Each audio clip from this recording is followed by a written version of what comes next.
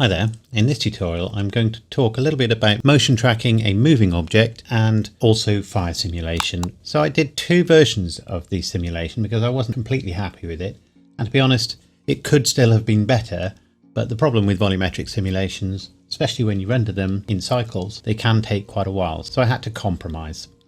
So here's the first version I did, and there's a couple of issues with it which I'll point out, and I do show how to create solutions. So I quite like the smoke showing up in this, and I like how it sort of vanishes. This isn't intended to be completely realistic fire, but you can see how as the book is brought into the scene, the fire seems to flash and happen in sort of pulses. So that's not ideal. So what I then did was create a second version of it, and this time you notice it's not pulsing. I could probably have improved the smoke a little bit on this one. I think I did this one at slightly higher resolution as well. But you'll notice it's not pulsing now, so I'll show you how to make sure that that doesn't happen. But the key thing is that we are getting, you may not be able to see it, there's a little bit of shadowing from the smoke onto the book, and we're also getting the fire appear to be stuck to or coming from the book. And that's what this is really all about, how we can link a volumetric simulation to a moving object in a tracked scene. So I made this extra difficult for myself by not having a completely static camera. If you do this, I recommend that you use a camera on a tripod, something like that, and then you don't have to worry about tracking the whole scene. You can just track the moving object. But if we come up here and we go to under VFX motion tracking, we can then click on clip, open clip, and then load in our scene. You can then just click set scene frames, and that will make your Blender scene exactly the same length as your video clip. And if we start the animation as it were now, you can see that's the basic scene. This was just filmed on a mobile phone, so it's just an MPEG file. So what I did was I actually tracked the whole scene first, and then I tracked the motion on the book. If you do a nice static camera, you don't need to do that, and I'm going to see if I can get away without doing that now. I've covered full motion tracking in other tutorials, but there'll still be some challenges to this. So if we come through slightly to the point where the book starts to show up. Now, one of the problems here is because of motion blur, we haven't got very clear, distinct features, but it shouldn't matter too much.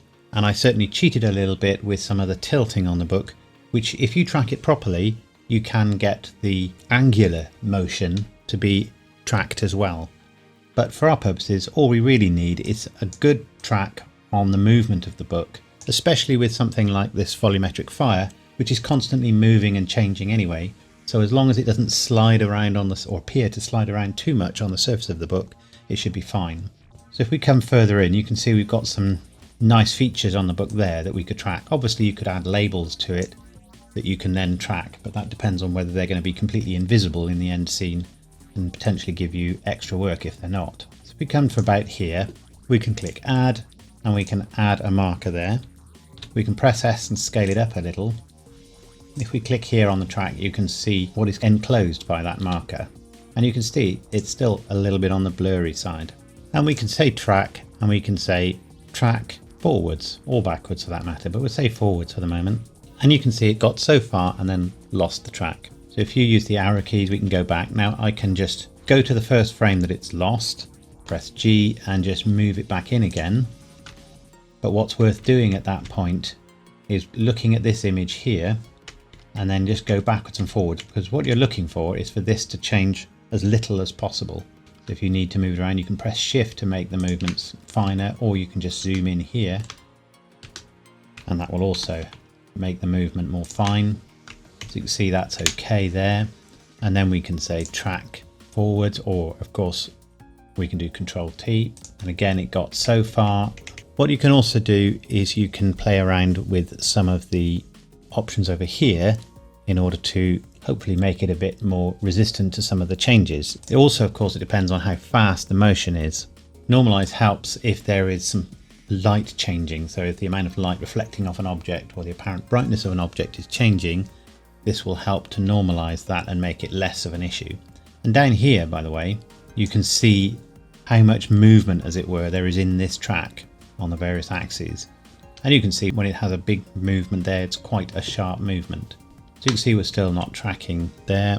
So there's some extra tracking settings here. So what this is saying is that it must be 75% matched to the previous frame. So if I lower that, perhaps to 0.65, it may be more resistant, but it looks like we've got it's just really struggling with that frame. So the easiest thing to do is just move it manually and then carry on from there as far as it will. The other thing you can do is make it a bigger track. So I've cleared that track now, and obviously the bigger the feature that it can track, in theory, the easier it will find it. Now you've got to be a little careful because we don't want to go outside the book if we can help it. So we've got one track there. It's always worth doing more than one. Obviously it's better if you do a complete camera solve, and then you'll be able to get perspective and things like that. But for such a simple render as we're doing here, we don't really need to do that. So probably a more brightly lit scene will give you a shorter exposure on your camera, which will give you a sharper image. And of course, as I said, using a stabilized camera will also take some of that motion out there, so as a camera on a tripod or something like that. But we've got one track here, which should do for our purposes. To see that track in real time, you have to hover your mouse over this window, and there you can see it go in there, and that's fine. So that will do it for our purposes. Now normally you'd solve the camera motion at this point. I don't want to do that. I'm going to pretend the camera is completely stable, and I'm not going to worry about real world scale or anything like that. So this becomes much simpler. All I need to do, I don't even need to set any of this stuff. I'm going to say set as background, and if I come up here now and turn the camera on, I had my camera hidden there. You can now see the video has appeared as the background. And if you want that to be a bit clearer, come down to the camera properties with the camera selected, and you can set the opacity here, so you can just turn it up a bit so you can see what you're doing. And then also what I want to do is just say link empty to track, and there we go, you can see an empty in there now. So as I play the animation, if you look up here, you can now see that there's an empty that's following roughly the movement of that book. It's not following the angles because I didn't go and solve all of that stuff, but because there's only a very slight tilt on there, I'm just going to do that manually. And as I said, with something like this, it doesn't need to be completely locked to look okay. So we'll just go back to layout now, look through the camera and see what we've got. So here it is, the marker's off the side there, and then in it comes. And you can see it's not completely and perfectly locked. You could clean that up a little bit, but for our purposes, this will be fine. So that's just an empty, it's not a renderable object. So the first thing I'm going to do is add a simple plane. I'm going to scale it on the X in a little bit. So some of this stuff would be handled if you did a full camera solve, and it would be basically there for you. But rather than doing that, what I'm now going to do is just align it to that book roughly. It doesn't have to be perfect. So rotate on the X, and then rotate on the Z, and then rotate YY. And I'm just putting it, notice I rotated ZZ there. I'm just aligning roughly this object with the book. So when I've got a roughly parallel line there, I know I'm somewhere around it. Now, if I look from the top, I want to just make sure that it's fairly close to my empty. So I'll just bring it forward a little bit there. Again, that's not absolutely essential, but it will help. So you can see the scene scale and elements of the camera are not perfect for this, because you can see how while that side is basically lined up, that side isn't. And while I can tweak and twist, essentially it's partly because the camera itself is probably the wrong focal length and things like that. But again, it doesn't matter too much. It's just to give me a general idea of where this book is at that point. And then I'm just going to use this, and this is going to become what we call a shadow catcher. So if there's any shadows from the smoke and things like that, they'll be cast onto this object. So now select the object, then select the empty, Control P, and just select set parent to object keep transform. And now obviously the angles aren't right, but nevertheless you can see it sticks to the empty. So now let's just tweak those angles a little bit. So I've got the object selected, here's the book coming on, and then the track starts there. So I'm going to go before that, we'll go back to about frame 60, and I'm going to turn auto keyframing on. We'll rotate YY just to sort of slightly align a little bit better. Then we'll come in, and you can see I tilt the book down a bit there. So I'll tilt it there. I'm doing this very quickly, obviously. I take more time over it normally. Don't put too many keyframes in because you can get a bit too much jerky movement otherwise. And then obviously as I put the book down, the angle changes again. So wait till the book stops changing angle and then reset that. As long as you're not moving in the time domain, you can tweak this as much as you like. And as I said, you can get Blender to do all of this for you, but I wanted to just show you a really simple way to do it. And that's it. You can see there's a little bit of jiggling there, which in an ideal world you would sort out. So there it is. It's not perfect, but I think it's good enough. So now we need to select that object, come up to Object Properties, Visibility, and set it to Shadow Catcher. Now I need to have a look in the video scene and see where light's coming from. So you can see there's some shadows in the hallway here. So we're going to need a light, which I'll make just a point light, and that needs to be sort of behind the camera over here somewhere. I'm not actually going to put it behind the camera because it doesn't really matter. And we'll make that fairly bright. So just go to rendered view now. I'm in cycles mode. You may just be able to see the shape of that object there. And we'll put this up to 500 watts, see if that does anything. And obviously it doesn't at the moment because this object is just a shadow catcher. If I turn that off, you can see there it is. I'm also going to come now up to render properties, and under film, I'm going to set the transparent marker. And now you can see the video suddenly appears and we've got our object in there. If I go back to here and turn off shadow catcher, you can see there it is. We've got more lights than that in the scene though. So I'm just going to select my light, Shift D to duplicate it, and I'm going to put a lamp over here somewhere, perhaps a little higher up. It's fairly diffuse light in the scene and we're only adding volumetric, so it doesn't matter too much, but we'll go with that. And we'll make this one maybe a slightly brighter light at 1000 watts. And just to make sure it's not contributing at all, I'm just going to set the background to black, although we can't see the real background, and I have to come out to preview mode. So next I'm going to add another mesh, and for this one I'm just going to add a circle, move that here for a moment, go into edit mode, E for extrude, scale it in, and we'll just do that with it. And then we'll scale it down a little and apply the scale. I think I'll make the inner ring a little thicker than that, and then we'll put that, as it were, on the book. By going into orthographic, you can make some of these tweaks a bit easier. Just want it just above the surface of the shadow catcher for the book, and we'll put it somewhere about there. And then I'll parent it to the plane. Control P and Object Keep Transform. So if we look at our animation again, there it is. So I'm just going to make that plane less visible now. Under viewport display, I'm just going to say show as wire, and now we can see the object we're really interested in. And this is going to be where our flame effect comes from. If we want to, we can add a bit more motion to that, I think. I note we've still got recording on, so we'll turn that off. So we should probably set that back a little bit anyway. Recording back on, and let's just set that back to here. There's a few little bugs at the beginning there, but I won't worry about that. So if we select our object now, go up to Object, Quick Effects, Quick Smoke. We'll need to go to the beginning of the animation. And you can see once the object comes inside its cube, it starts to produce some smoke. However, because the animation, it's starting outside. So I'm going to go to this cube, or smoke domain as it's called, select this side and just extend it out in X. We have a look in the camera. We might get a bit coming out of this side. We'll move that side out a little bit as well. And now if we look from above, that's probably too narrow, but let's have a look. See what happens. This basically has to stay inside this domain, otherwise we won't get the smoke effect. And it seems to be all right actually.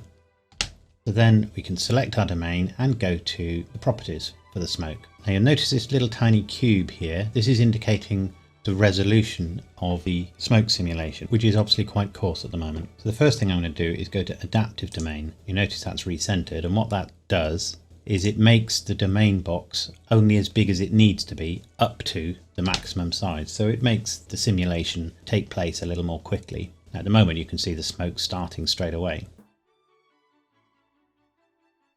And it's going slowly because it's calculating the simulation as it goes. The second time through it'll go slightly more quickly, but it's still having to read the cache. So now I'm going to select this object in here, and you notice it just says smoke at the moment. I'm going to say fire and smoke. It may not seem any different. I'm also going to go up to 64. Now in the final animation I used 128, which is a fairly high resolution for a smoke sim, though you can go higher, but it'll soon use an awful lot of memory and take quite a while to simulate. We'll stop that there. So going to this preview mode, you can actually see the flame effect as well. If I go back to the beginning, you can see the flame is starting there, still Comparatively low resolution, you can see the size of that little block there. But we've got some flame now and it's following the object. So rather than have the flame going on forever, the next thing that I did under the gas section is set it to dissolve. What that does is, rather than the smoke going on all the way up to the top of the domain and then disappearing, it just fades out as it gets further from the emitter, which is our circle in the middle there. So you can see it's only going so far now, and there it is. I also increased the buoyancy density of the gas, and in other words made it rise slightly more quickly, up to about 1.25, and increased the heat. Again, that affects how quickly it rises. And vorticity, so how curly the flames are and things like that, I put that up to 0.2. You've got to be a bit careful with that. If you go too high, I found Blender tended to crash every time it tried to do the simulation. You get more vortices, more curling in the flames. So in order to make it slightly more interesting, I also slowed the timescale, so it's on what's considered to be realistic timescale. I used a quarter, but we'll go for 0.5 on the timescale, so it's slightly slow-mo flames, as it were. Bear in mind, this is only running at about 5 frames a second while it's doing this simulation, and in reality I would be running this at about 25 frames a second, so it wouldn't be as slow as it appears right now. So then what I needed to do was adjust the dissolve time, because that was a bit quick. By the way, if you want to affect the dissolve time, this is it here. This is, I think, seconds. So this number, increasing this number, will make it take longer to dissolve. So if I put that up to 7.5, it won't dissolve as quickly. So it will rise further before it disappears. You get a bigger flame effect. So at this point, we want to change a few things down here. You can set exactly where it stores its cache here and how much of the simulation you want to calculate. So I'm going to leave it at a frame start of 1 for the moment, but I'm going to end at about 210. There's no point in simulating all that way. I'm going to say modular, which means it won't simulate when I just play the animation. And I'm going to say is resumable. I'm going to say all, because there's a couple of things you can bake. If you say modular, that will then allow you to bake the data here when you want to, and it will just read the bake. You can see there's nothing there at the moment. But if I bake this now, so having baked it, we can scrub through as quickly as we want to see what's going on. That's actually working quite well. I'm going to turn the resolution down again at the moment, just so that this tutorial can run a little more quickly. So I'm going to say free data, then I'm going to set that back down to, we'll set it to 40, not quite as low as default, just so that it bakes a little quicker. I'm also going to turn on noise. So noise essentially is a way of creating a fake higher resolution simulation. So it's not really doing the calculations to work out the tinier flames, but it's simulating them by adding some three-dimensional moving noise into the simulation. I did an upres factor of 3. I'm going to leave that on 2 for the moment, and everything else I left at default. At the moment, the only noise method is wavelet. In earlier versions, I think there was another noise method as well. So you'll notice under noise, there's a bake noise button, but I can't click it at the moment, and that is because I haven't baked this data yet. So I'll bake that now, and you notice it's going quite a bit quicker. And you can see nothing. We don't seem to have any simulation. The reason is because I've got this noise on. If I turn that off, there is our simulation. But we've got the noise option selected, but we haven't baked the noise. So I'll do that now, and you can see that's running through down there. And there's our flame back again. So if we scrub through that, you can see we've got what appears to be a much higher resolution simulation now, even though the voxels are that big. And that's because of the additional noise that's been added in. You can see it there. And I think that looks quite reasonable for what it is. So if you want to bake both of them together, rather than modular, just say all down here, and then it will do that. A couple of little settings in here. So I've got my emitter selected. If you're finding you're getting that sort of pulsing effect that I had with one of my videos, it'll be because there's a lot of movement in the emitter between one frame and the next. It seems okay at the moment, but probably as you go up to higher resolutions and the flames become smaller, you'll tend to see that.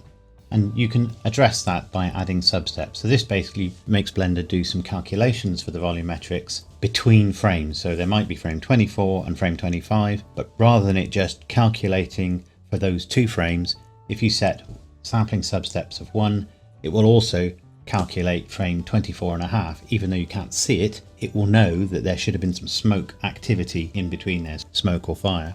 and I ended up going up to about 3. Now obviously one of the things that will do is make the simulation a lot slower. It doesn't affect your render speed because you still only render the frames that are real frames, you don't render the subframes. But during the simulation, obviously it needs to do a lot more. I'm going to leave that at 0 at the moment because at the resolution I'm running, I don't need any more frames. And obviously for the tutorial, I want to keep it reasonably quick. The next thing is I adjusted fuel. So what I did is animate that because I didn't want any flame to be produced until it was needed. I haven't set this to be quite off screen, which is what I really should have done, but I'm not going to worry about that right now. I could obviously just add an animated keyframe just to take that off. What I'll do, it starts moving about there, that's where the track moves it. So about frame 62, so I'm going to set the fuel density, and I increased the fuel slightly just to give a bit more flame, to 1.25. I'm going to set it there, so I pressed I hovering over that. Then I'm going to go back a frame and I'm going to set it to 0 and press I again. So it won't actually try to produce any volumetric smoke, or shouldn't, until frame 62, and then it actually starts. The next thing is, if we come down here, it's worth adding something to initial velocity. So sometimes objects that are moving might impart a bit of velocity to the smoke or flame because they're moving. Rather than it just emitting smoke into the air and leaving it there, it might throw the smoke somewhere because it's moving. It's not a lot, but it's a small effect that's worth having. So I turned on initial velocity there and just left everything else at default. If you want it to be sort of jetting out like a rocket or whatever, you can add some here as well. You can increase it. So normally it's set to 0 here. If I increase that, it would actually be pushing the smoke out in the direction of the normal. But here it's just the movement of the object that's contributing to the smoke. Under flow source, mesh is fine in this case, but because it's got no thickness, it's not an enclosed object, set it to is planar, and that helps Blender understand what it's doing there. And under surface emission, that's how far away from the surface the smoke can occur. So I generally found that reducing that quite a bit was worth doing. So 0.15 is what I set that to. Just makes the smoke emit more closely to the surface. So now going back to the domain, what we'll do is we'll come down to here. We know we don't emit any smoke till frame 62. So let's try putting a frame start of 60 before we start doing the simulation. And then we'll say bake all. So you can now see there's no flame and smoke yet, but then suddenly in it comes, just where we need it. Again, I'm running this at a very low resolution right now. And there it is. So let's have a look at the render settings now then. So we'll come back to here, somewhere like that, and we'll open up a new window and set that to the shader editor. And go to render preview. The first thing is we can see our object there. So I'm going to select our circle, just go to object properties and turn off camera, diffuse, glossy, transmission, basically everything. So now it's not visible at all. Go back to my smoke domain and you can see we've got a bit of smoke in there. There's a default set of settings in here. So we'll need to tweak some of these values, but important thing to note is you've got a principled volumetric shader and it's going into the volume input, not the surface. Anything goes into that surface, it'll stop working. So under temperature, because we want flame in this, that needs to go up. So I'm going to try 1350 at the moment. There's still more to do. And I'm going to set a black body intensity, which is what really makes things glow when they're hot, to 3. And then suddenly you can see we've got some flame there. Now I can already see there's a little problem here with our shadow catcher. So the simple solution for that, I'll just come out of that mode, is actually to make it bigger. I go into edit mode and make the shadow catcher itself bigger. If I didn't do it in edit mode, it would affect the things grouped with it as well. So there we go. That's fixed that issue. So we still get any shadows there might be. And they're very subtle with this effect, I must say. But we're not seeing any strange lines or anything like that there. So if that's all you want, you just want that sort of very basic flame. Remember, this is a very low resolution version at the moment. Then you're basically there now, and you can just play around with things like the black body intensity to have hotter or cooler flame. But I decided to add a few more nodes because I didn't want completely natural looking flame. So I'm going to add, under converters, the usual color ramp. Clicking that stops the preview render so that you don't get problems when you're arranging nodes. I'm now going to add, under converters, a math node, and I'm going to add, under input, a volume info node. I'm going to take the density and put that into there, and I'm going to take the color output of the color ramp into there. I'm going to set this to multiply. I had a value of about 160, and I'm going to feed that into density. then just start the preview again, and you can see already this is a denser effect. And then sliding this controller back, you can now see that the smoke is becoming more dense. In fact, we've even got a shadow of the smoke over here, which isn't quite right, obviously. So by rights, I should chop off my shadow catcher here so that it doesn't show shadow, or set it vertical so that it picks up shadow for the book. I think the light is probably not quite right there. If I just lift it up, you can see that shadow's now retreating. So that's a bit better. And if I move this darker point up, you can see the smoke disappears more quickly. I did have this set to ease, which smoothed it slightly, but that's starting to give you an idea of how this works. So it's almost solid smoke there. If you want more subtle smoke, you just move that to this side. If you want it less dense, you can reduce this value. So if I can take that back to 100, it's fainter. If I take it back to 1, it's as it was pretty much. 0.1, obviously beyond a certain point, we're just left with the flame, but increasing this number as you go up and up and up, the main thing that changes is the density of the smoke because of what we're putting this into. So this is really how much smoke do you want, and maybe 100 is fine. So just a little bit of wispy smoke, and obviously you can change the color of the smoke here. You can make it darker. So let's have a look at the render settings now. So remembering this is a very low resolution simulation at the moment, but I'll just render a scene. Before I render, one of the things worth checking is your various light path settings and things like that. I'm going to turn on adaptive sampling so that Blender doesn't do as much work in areas where there isn't any scene as areas where there is. Don't use denoising, because generally it will just create lots of artifacts on volumetrics. You just have to accept that volumetrics are more noisy than other things, which is why it's always worth rendering them in their own paths with a transparent background, so that if you've got other rendered elements to the scene, they can be rendered with denoising if necessary, and basically give you a much cleaner image without having to do an awful lot of samples. So under light paths, always worth increasing this value. For flame, it doesn't make much of a difference, but for smoke it will, especially lighter colored smoke, because it affects the number of times light will bounce around in the smoke. We don't need reflective and refractive on for volumetrics generally, so that will help reduce some of the noise. If necessary, you can adjust these. Making this number smaller will give you a higher quality smoke render.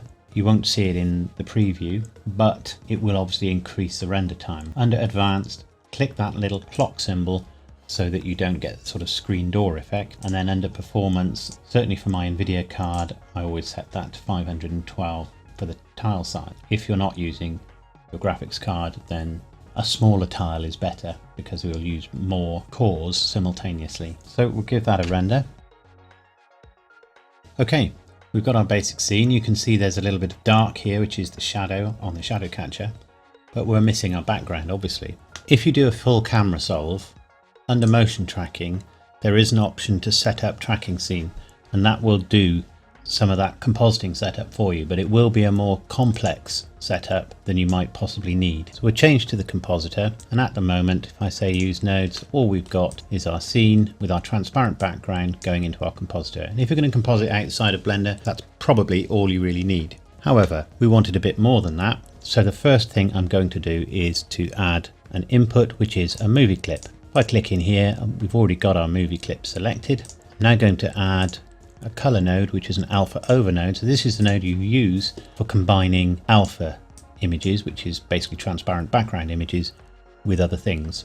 So I'm going to take my render layer output into one side of that, and then I'm going to take my movie clip output into the other side, and then that goes to our composite. So you can now see we've got everything there. You may need, under distort node, a scale node, and I set that to render size and set it to stretch. Now, because my video is exactly the same size as my render size, that's not a problem, but if they're not, you may need to adjust it here.